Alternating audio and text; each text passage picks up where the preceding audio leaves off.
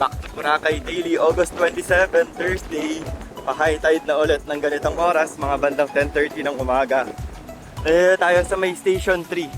Ito yung bandang dulo nitong Station 3.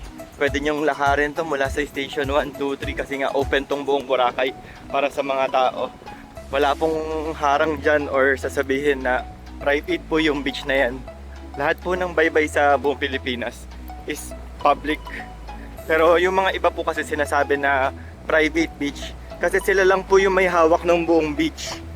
So nabili rin po nila yung mga nasa likod, wala na po silang ibang katabi, or kung may katabi man sila, sarili po nilang beach yun kasi nga po wala na pong reason yung mga tao na pumunta dun sa beach na yun, and delikado po sa mga guests nila. Yun po yung excuse nila.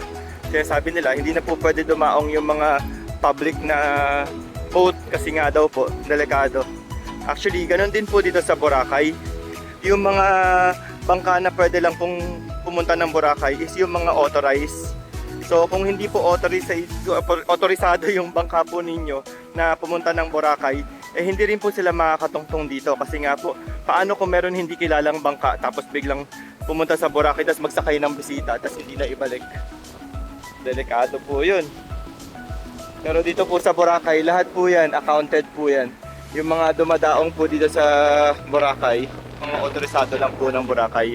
Pero yung mga tao po na naglalakad, pwede po sila magpunta kahit saan. Nandito na po tayo sa may quiet side po ng Boracay. Sobrang lakas lang po talaga ng hangin. And pwede nyo pong lakarin tong buong beach hanggang dun sa dulo. Meron na po dun kuweba. Tapos pwede po kayo pumasok doon. So ayan, may mga bahay rin po dito sa harapan.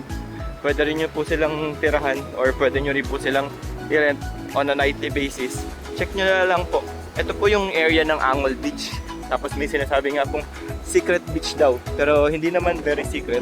Doon po yung labasan nun. May daan din po dyan. So anyway, yun lang po muna for today. See you again tomorrow. Napakaganda ng weather. Thank you po for watching. Thank you.